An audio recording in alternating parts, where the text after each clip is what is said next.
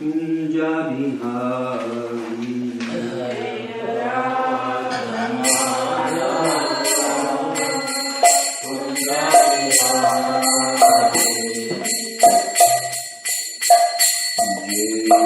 Radha Madhava Kunja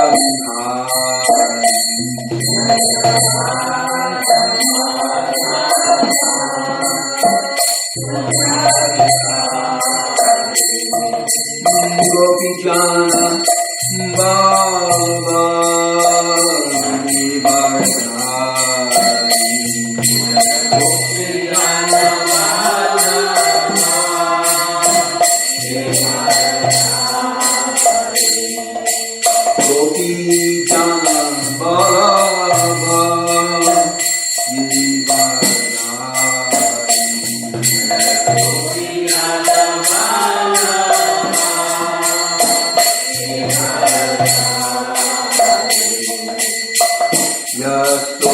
Nandana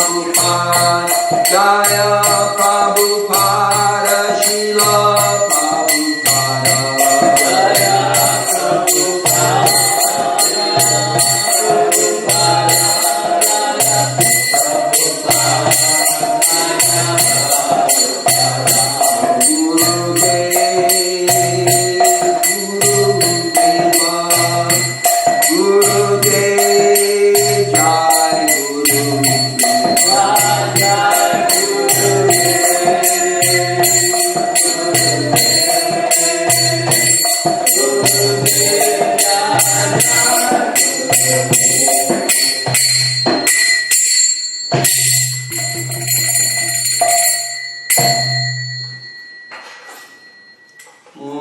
Namo Bhagavate Vasudevaya. Om Namo Bhagavate Vasudevaya. Om Namo Bhagavate Vasudevaya. Om Namo Bhagavate Vasudevaya. Om Namo Bhagavate Vasudevaya. Om Namo Bhagavate Vasudevaya. Narayanam Namaskritya Naram Chaiva Narottamam Devim Saraswatim Vyasam Reto Jayam Udiraye.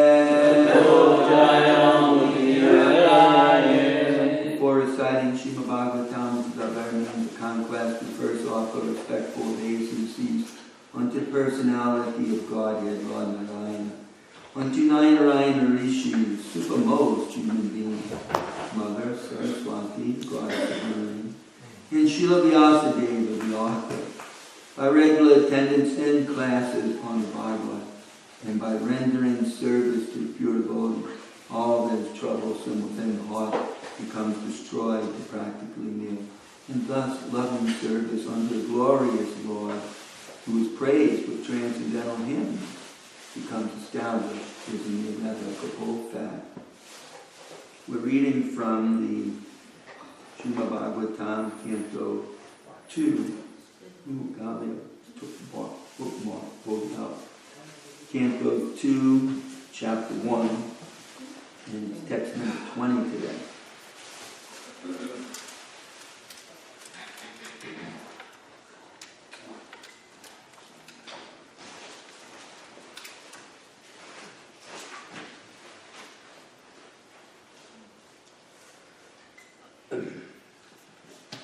Rajas Tamobhyam Aksiptam Rajas Tamobhyam Aksiptam Vimudam Mana Atmanaha Vimudam Mana Atmanaha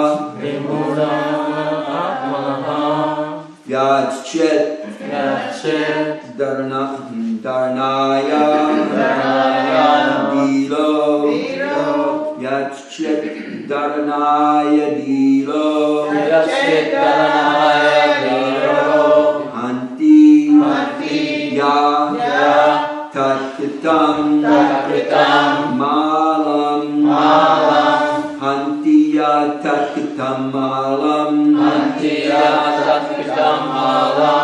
Rajastamobhyam Aksiptam Vimudam Mana Atmanaha Yadchittarnaya Dilo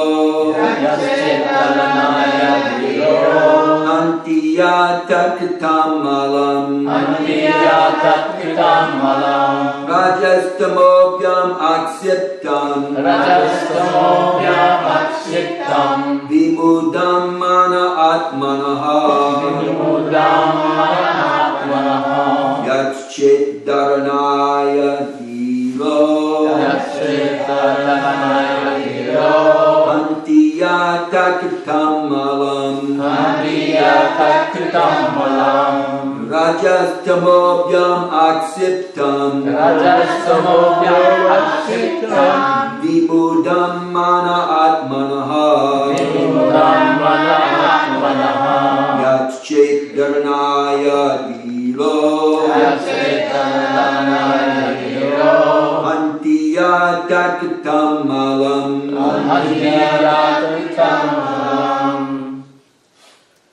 Rajastamobhyam Akshiptam Vimudam Mana Atmanaha Yadchit Dharanaya Diro Yachit-dharanaya Diro Hanti Yatakritam Malam Hanti-yatakritam malam Rajastamobhyam akshiptam Rajastamobhyam akshitam Vimuram mana atmanaha Vimudam manatmanaha Yachidharanaya dhiro Yachit-dharanaya Diro Hanti yatat-kritam malam Hanti-yatakritam malam Rajastamobhyam akshiptam Rajastamobhyam akshitam Vimudam mana atmanaha Vimudam manatmanaha Yachidharanaya Diro Yachit-dharanaya Diro Antiyatat-kritam malam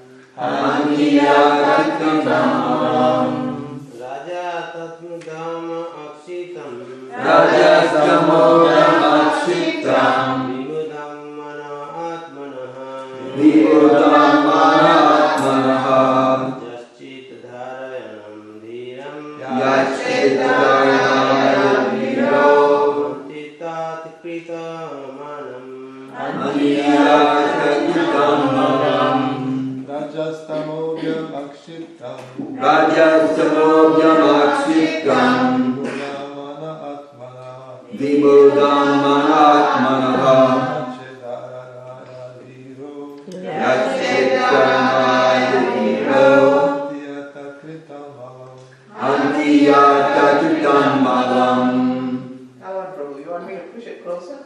No, I can't see because of the glare. Or can you move it slightly? Forward, you can see it. That's good, Mom. Rajastamobhyam asiptam Rajastamobhyam akshitam Vimudam mana atmanaha Vimudam manatmanaha Yachidharanaya dhiro Yachit-dharanaya Diro Antiyatat-kritam malam Hanti-yatakritam malam Ladies. Rajastamobhyam akshiptam. Rajastamobhyam akshitam Vimudam mana atmanaha. Vimudam manatmanaha Yachit-dharanaya dhiro. Yachit-dharanaya Diro Antiyatakritam malam. Hanti-yatakritam malam Rajastamobhyam akshiptam. Rajastamobhyam akshitam Vimudam mana atmanaha. Vimudam manatmanaha Yachit-dharanaya dhiro. Yachit-dharanaya Diro Antiyatakritam malam. Hanti-yatakritam malam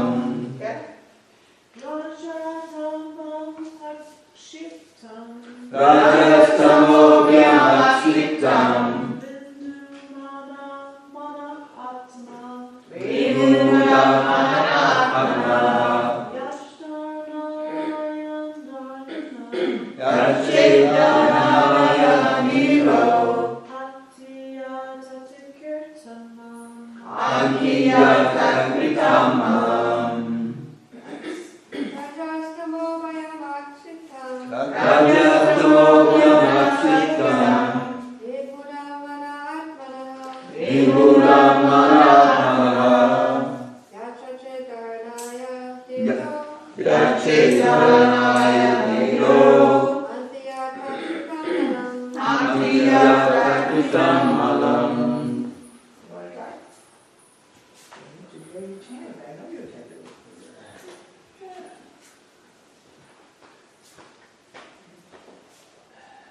Anyone else?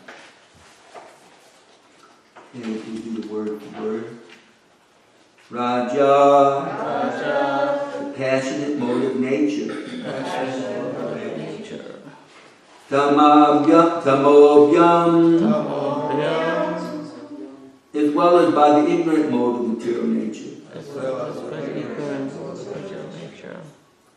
Aksitam, agitated, agitated, vimudam, vimudam, bewildered, manaha, manaha, the mind, mind, atmanaha, atvaraha, of one's own, yatchet, yachet, get it rectified, get it rectified, dharnaya,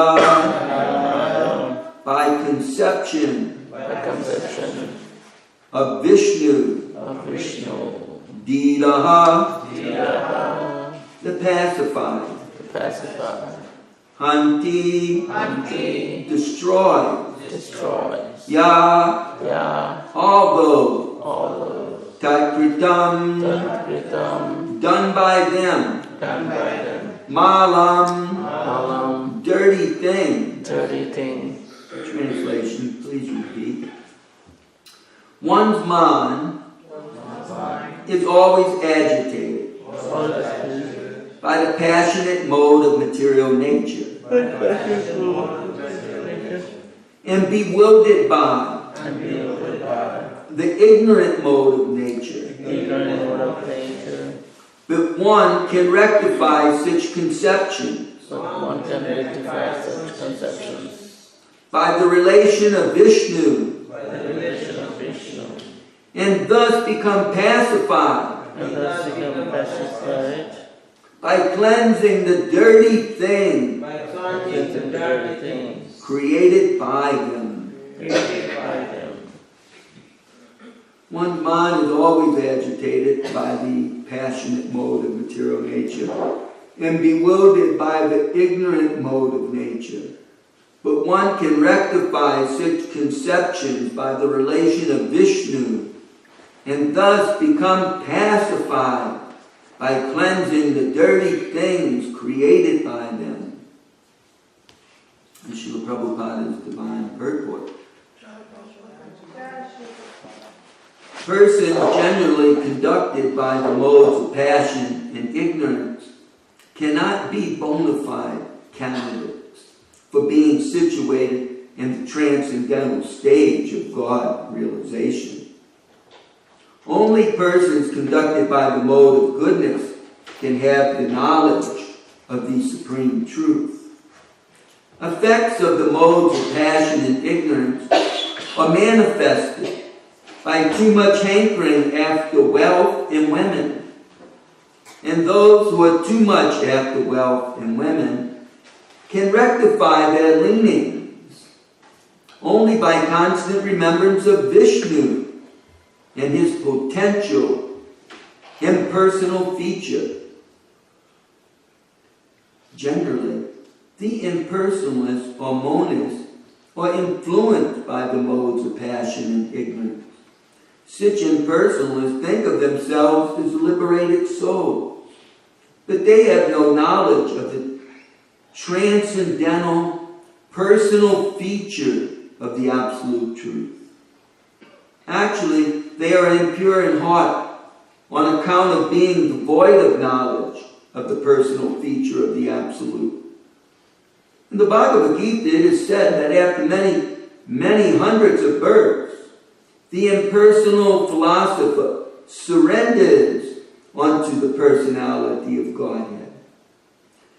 To acquire such a qualification of God realization in the personal feature, the neophyte impersonalist is given a chance to realize the relation of the Lord in everything by the philosophy of pantheism.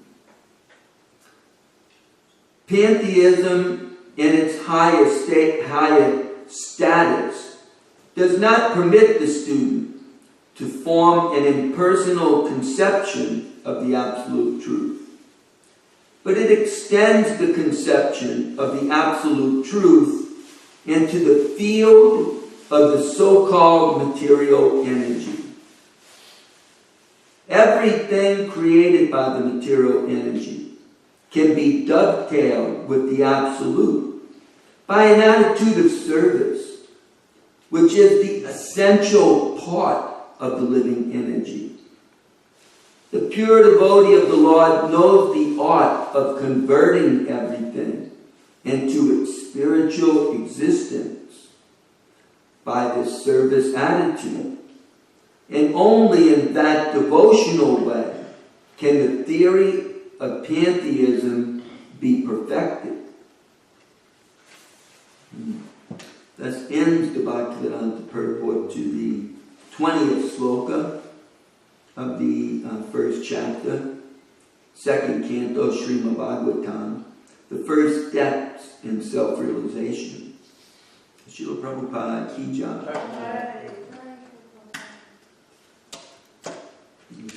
Let me read that sloka again. One's mind is always agitated by the passionate mode of material nature and bewildered by the ignorant mode of nature. But one can rectify such conception by the relation of Vishnu and thus become pure, and thus become pacified by cleansing the dirty things created by them. So a couple of main points that I see here. The first is obvious in the sloka and in the purport, how in this material existence these modes of passion and ignorance are so much governing our world and consequently our own self. We're always, agitated by hankering for material things and, bewildered by all sorts of dark desires for sense gratification. And this way it is impossible to feel ananda or spiritual bliss. Instead we feel asuric bhava. Asuric, same as asura or demoniac in an English translation. Bhava meaning a feeling or emotion. So asuric bhava, demoniac feelings. So these demoniac feelings always bother us to the extent that people don't even identify them like that. It's just the norm in society.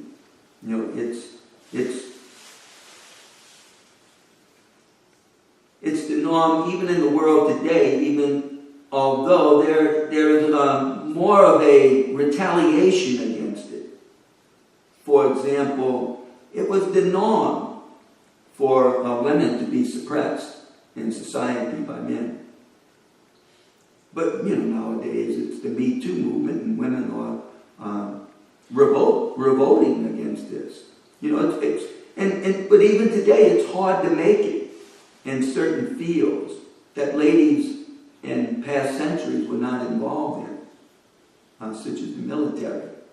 Well, you want to advance in rank, then you better listen what the lieutenant or even the sergeant has to say. And many times, just like in academic schools, to get an advanced position or to get an advanced grade, then you may have to listen to the teacher in ways that you may have known about and may not have known about.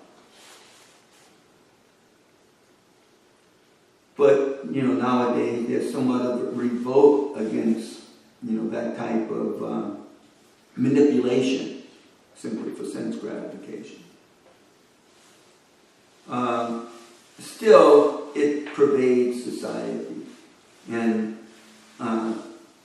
people are chasing after these things as though they were the all in all. They chase after them not only in their youth, but throughout their middle age. In fact, even in middle age, they may completely switch up their desires in another way. They're tired of this, the way they've enjoyed their senses in this way, and so they're going to switch it to that way.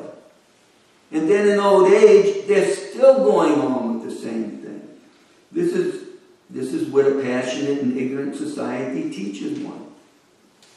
Prabhupada, framed, I believe he's the one who framed it, that phrase, he may have taken it from somewhere else.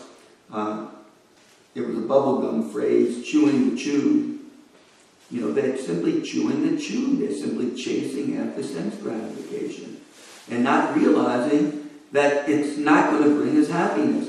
How can gratifying the senses or feeling pleasure through the senses bring us satisfaction when at every moment the senses are on a path to death?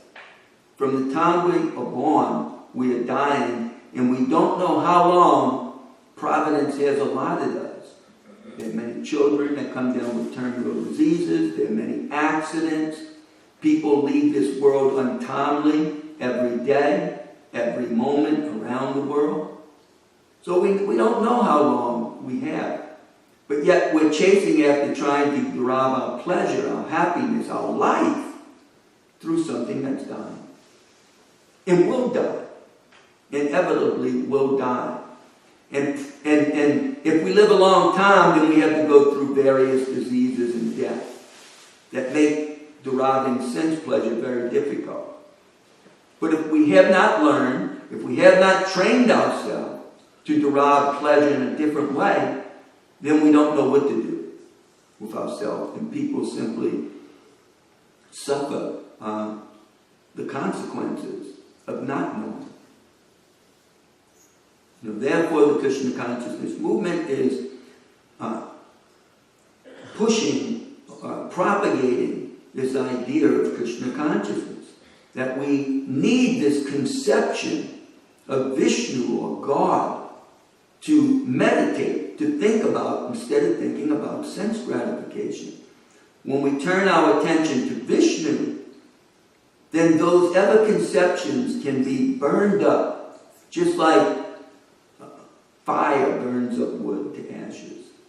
In the same way, Vishnu will burn up all of the dark desires and passionate hankerings of material existence. But we have to focus the mind on Vishnu, or God, Krishna. That is the benefit of Krishna consciousness. It may take some time. Sometimes it seems like it takes a shorter time for a person, but we don't know where people are coming from in their previous lives. Sometimes people are very fast, like a rabbit, and it seems like they made a lot of advancement, but then they stop very quickly.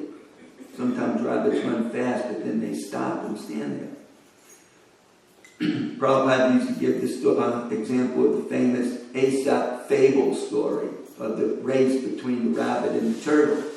The turtle was slow and steady, and he won the race. Whereas the rabbit was very fast and quick, and he lost the race because he stopped and forgot about the race. So sometimes people seem like they're a wizard in Krishna consciousness. They, must have been a rishi in their last life or something. But then you never know. They may stop quick. Prabhupada said, don't be surprised by who leaves the temple. Be surprised by who stays in the temple. So, we can't take this Krishna consciousness cheaply. It's not an easy thing to cleanse they use the Sanskrit word here, malam, the dirty things that we have accumulated due to association with the rajas and tamas modes of nature. We've bathed ourselves in this stuff, and it pervades our whole body and mind. At any moment we could think of all sorts of dirty things.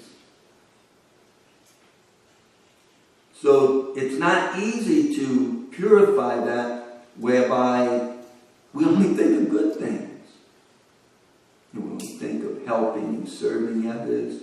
We don't become agitated by other people's idiosyncrasies or even their modes of nature. We're always thinking of our service to Krishna. That's whom we are meant to serve, instead of serving the U.S. government or whatever country we're from. Instead of thinking about just our family or our extended family, or the love of our life, or or thinking about food or some sort of intoxication to ease the pain that we're going through in life, or to think of all sorts of gyan or knowledge, different conceptions of what happened in the past and what will happen in the future. Our mind is always filled with these things, but to all of a sudden have it fixed on a relationship with Krishna again, because that's where we come from, our relationship with Krishna. We're meant to be his soldier. We're meant to be his lover. We're meant to be, his employee. We're meant to be his child. Or perhaps we're simply his servant. And we may be his servant to the extent that we act like his parent. We're very concerned about Krishna. Is he getting things proper to eat? He needs his prasad or his bhoga, his food. He wants us to do this for him. He takes pleasure in seeing our devotion for him. That's when our mind becomes absorbed like that.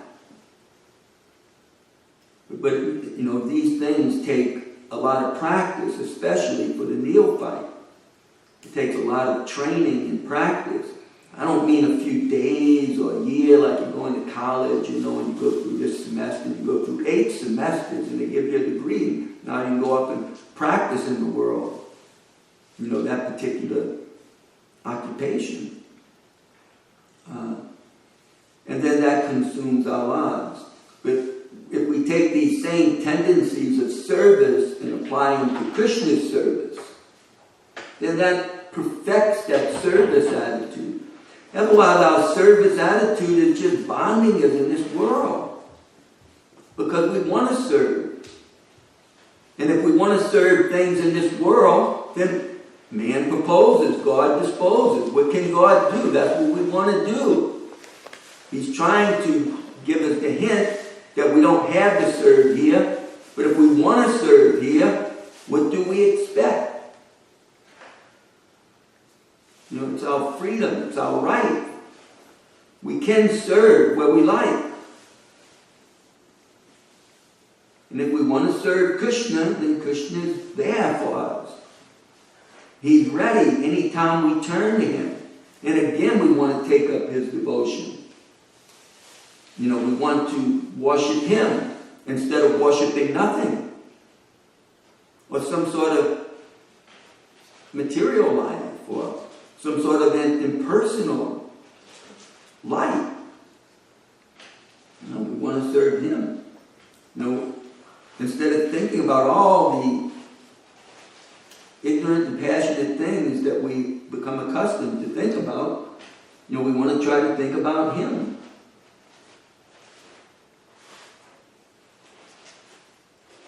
So it takes, practice, a lifetime of practice.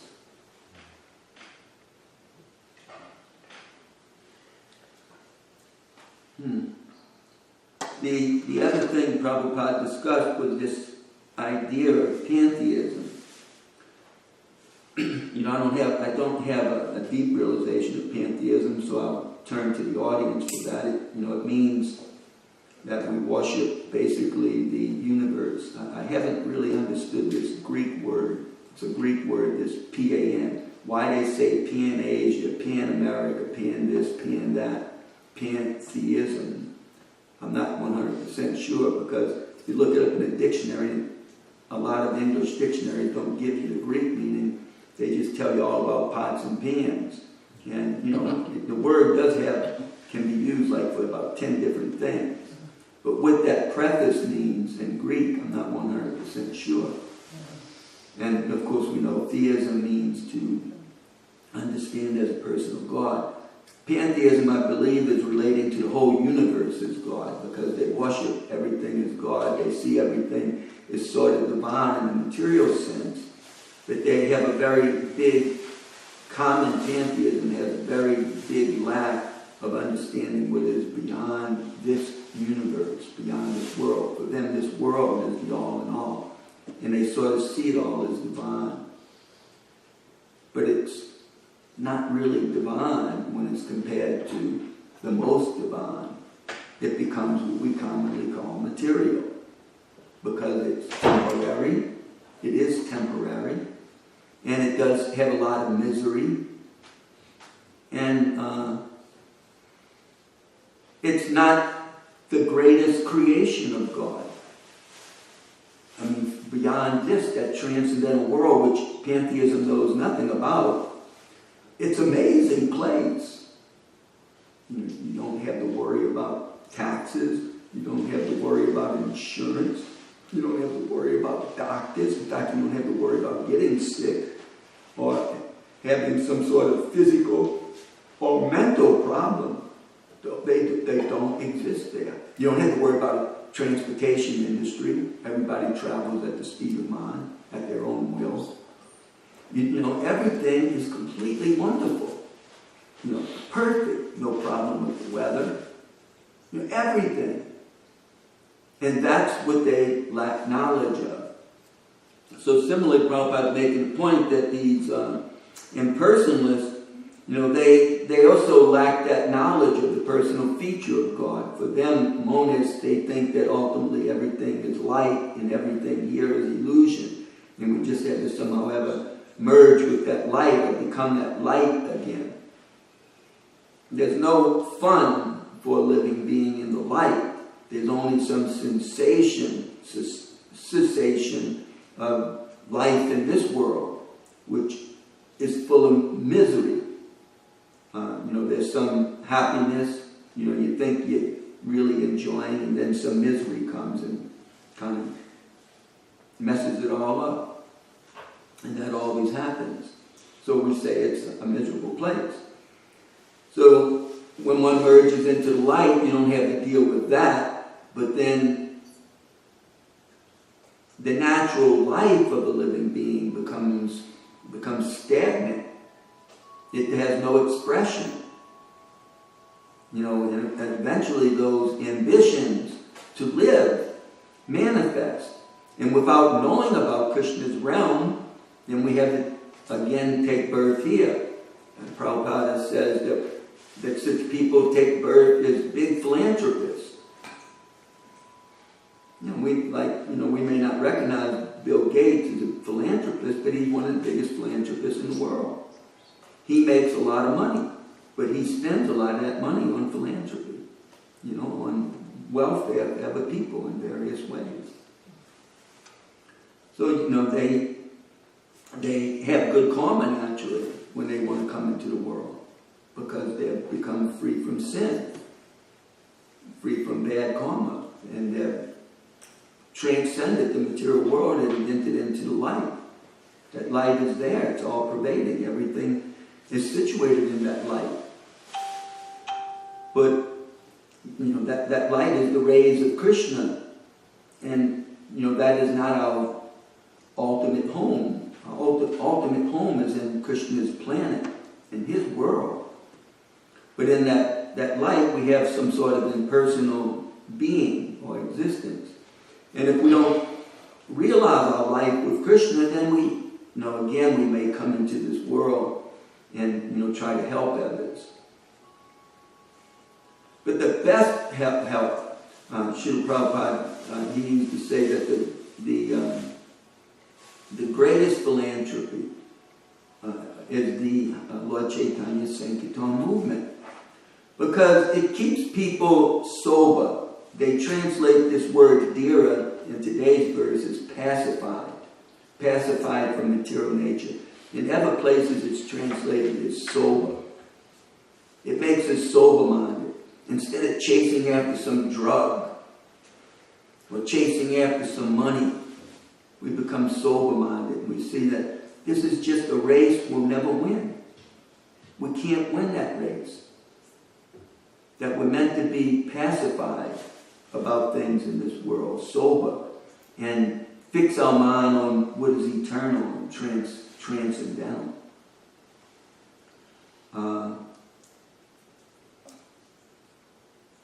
Lord Chaitanya's movement is teaching people to do that in this world, and simultaneously helping us to walk the yoga ladder into the spiritual world, so we can again live there. Therefore, it is the most benevolent movement. It is the greatest philanthropic act. The Goswamis, the disciples of Lord Chaitanya, they are teaching this to the world. And by God's mercy, those teachings have come down to us. And all of those who have taken initiation, they have the order, they have the duty to make that available to other people. And people are desperate in the world. Everybody's looking for some help. And we have to feel for them. Bhishma Dev says in the Mahabharata Shanti Purva, I wish my mind's, unfortunately, I'm missing the main phrase. The main phrase was, I can't remember exactly. I'll have to try to match it up with the rest of it and try to keep it in context. But there's three things that are very difficult to look at. Very difficult to look at. One is the eyes of a snake. You ever look into the eyes of a water moccasin or a copperhead, a cottonmouth snake? They're around here. They have those Chinese, they call them Chinese eyes, or those eyes like that. Very fearsome. The second one is to look into the eyes of a rishi, a sadhu. We do that and we become purified, but still to look into it is different than to look into the eyes of a materialist. Can anybody guess the third thing?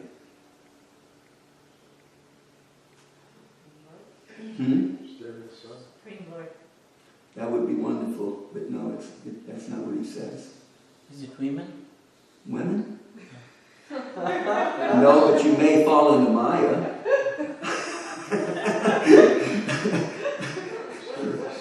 I remember one lady, she used to live here. She had eyes like fire.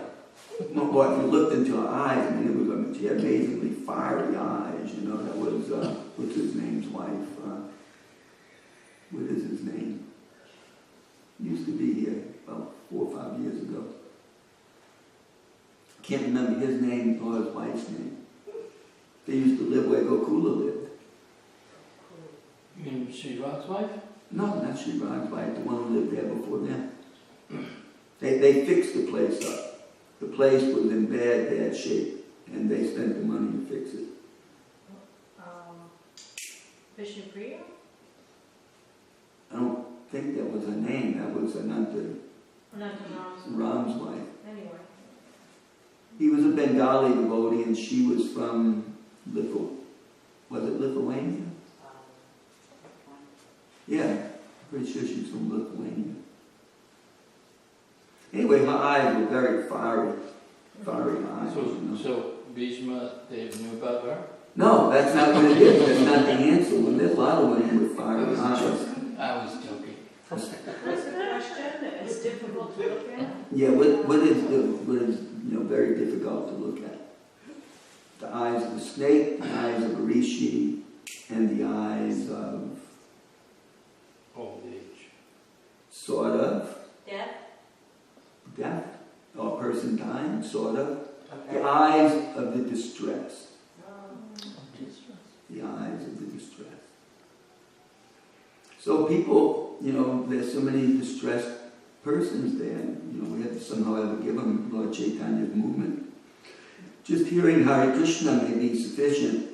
Or, Prabhupada would encourage us to give a book. Because we're such neophytes, he said once, what will your 3-minute lecture do? Or our lecture? Better just to give them a book. A lot of times they just put it on their bookshelf, but then somebody else reads it. And, they start their devotion.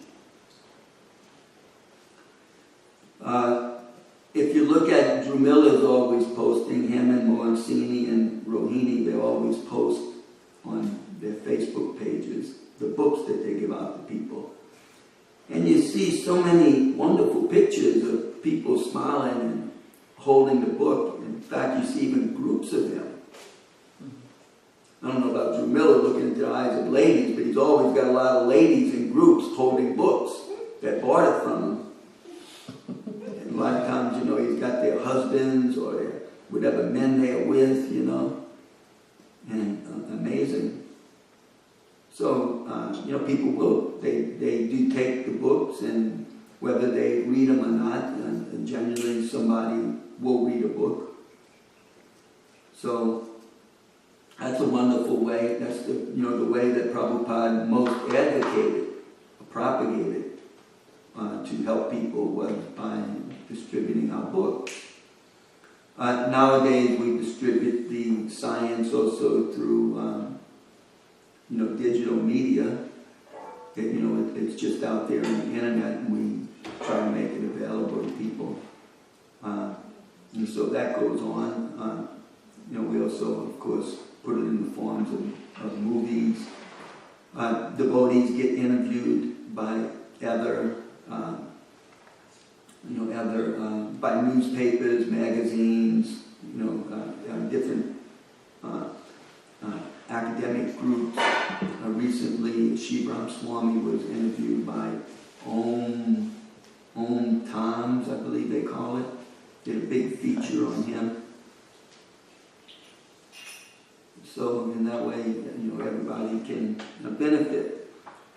And, you know, we can again establish the understanding how everything in this world can be used in Krishna's service, and that way it is spiritualized and becomes like Prabhupada's famous example, putting iron in fire. The iron becomes hot just like fire. So when something is used in Krishna's service, then it becomes spiritualized and can take us back home, back to Godhead, just like an automobile. We use it in Krishna's service, and it can take us back home, back to Godhead, because we're employing it in Krishna's service. So everything in this world is owned and controlled by the Supreme Lord. Isavashunidam Savam. Everything is owned and controlled by the Supreme Lord, and it's meant to be used in His service, not in our service for sense gratification. It's meant to be used in Krishna's service.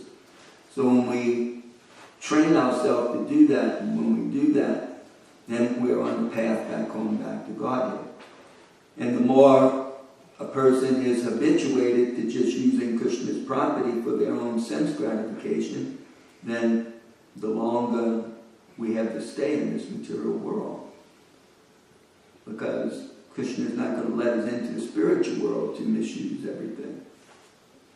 You know, we can't go there and start claiming stuff ourselves. You know, try to take over a piece of Vaikuntha and say that, you know, we're establishing, you know, our state here according to this religious dharma or that religious dharma. And this has become our state, and we're going to defend it. There's not even warriors in Vaikuntha. They don't need warriors. You know, they don't need policemen. They don't have crime. They don't need soldiers. They don't need to collect taxes for a government. You know, nobody needs to make a profit. Nobody has to sell anything. Nobody needs money.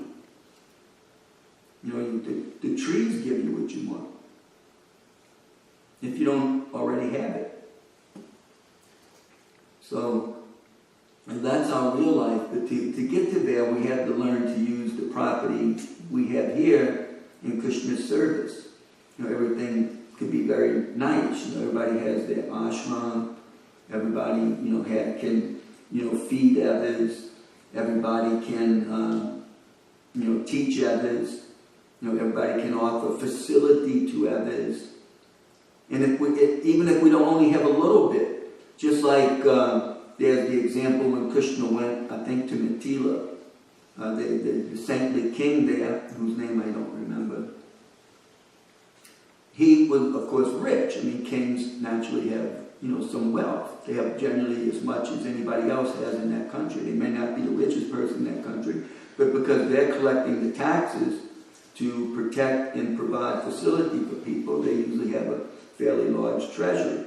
So when Krishna went to the king's house, the king, of course, his house was a palace, and the king could provide him very nice, luxurious food and sitting places and bathing ceremony with gold utensils and so many people assisting and, beautiful ladies to fan him and to decorate him. Just everything you could expect at a king's palace. But then he also went to the house or the cottage of Shrutadev Brahmana, the Brahmana Shrutadev. And Shrutadev was a poor Brahmin. Brahmins don't always have a lot of money. Even in the world today, you see most priests, ministers, even teachers don't have the highest incomes. They usually have a simple dwelling. So Shrutadev had a simple dwelling. And all he could offer Krishna and the rishis that were with him was straw mats, and could only offer him a glass of water and some sweet words. He spoke very nicely to him. And Krishna was happy in both places. He was very pleased in both places. So the idea is that whatever we have to use in Krishna's service. And we have to have that attitude of service. And it doesn't mean that we only serve just Krishna's personal form and we somehow ever forget about all of his parts and parcels, or we don't see those parts and parcels in relation to Krishna, and we have no empathy. Somehow ever we don't have any empathy. We cannot, for whatever it takes, we can only understand our own feelings, and we think we may understand Krishna's feelings. Krishna loves the way I dress him. But we don't have any feeling for anybody else's feelings. We just can't relate to other people's feelings, We somehow ever, so that really lacks in the world today. I mean, people crush one another. They harm one another. In fact, one of the things they're doing in prisons nowadays, they're bringing together the culprit with the victim. And they're letting the victim just tell them how it felt. And many of the culprits or perpetrators, it's affecting their heart. They feel sorry. Some of them start to cry. They apologize. They say, I'm sorry. I really didn't mean to do it. I don't know. I don't know. It's all I knew how to do. I didn't. In reality, they were never trained as a human being. They were just trained as, a thug. So they actually are doing that, So we have to, Bhagavad Krishna writes that whole book about empathy. How to empathize with others and understand their feelings. Why are they feeling like they feel? I may not think it's right, but that's their feeling. So do you tell somebody their feelings aren't right? No, we may have to empathize with somebody's feelings or needs, to tell them their needs aren't right. No, those needs aren't right. No, of course some needs are quite common, like, food, is a need, or good air is a need, or water is a need.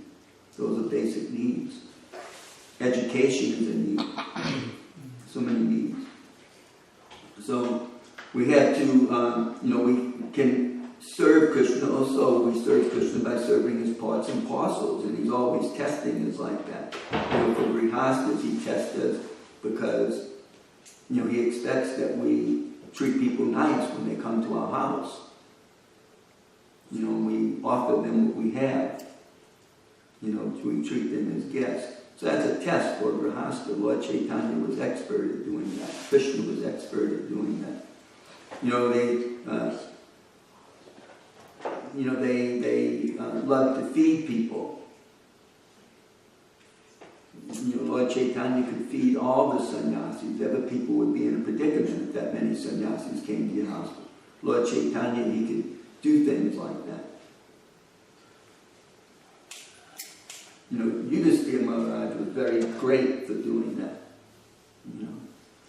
So, we have to take care of Krishna's parts and parcels as well, especially in this world, because in this world they're very troubled. In the spiritual world, you know, no one is troubled. So, you know, I don't know, there's more of a harmony of not just song and dance, but a harmony of devotional service to Krishna with no troubles. Whereas in this world, you know, for those who aren't troubled, we have to help the troubled. And if we're troubled, then we have to try to not be too much of a disturbance in our time of need. And be thankful whatever Krishna sends us somehow, you know. It's difficult when we're troubled, you know, to be dhira or sober or pacified. But sometimes Krishna does that all the time, actually, so we can learn some detachment. Because at the time of death, we have to give it all up anyway. So it's like a training, you know. But you got to get used to it. You know, it's said that when Krishna really loves someone, he takes everything away. Because it's a type of training, you know. It's not training I necessarily want to go through. I guess many of us don't necessarily want to go through that, at least now. Let's wait to the fag end of life, Krishna, before you do that, you know. But we should try to pray to see things like that in the time of our desperation, you know. Krishna. And in the meantime, we get absorbed in Krishna's service, and even if there's in difficulty, if we got our minds just fixed on doing some service, a lot of times we just forget about those difficulties. Okay, let us stop now. Shri Prabhupada, Ki Jai. Jai.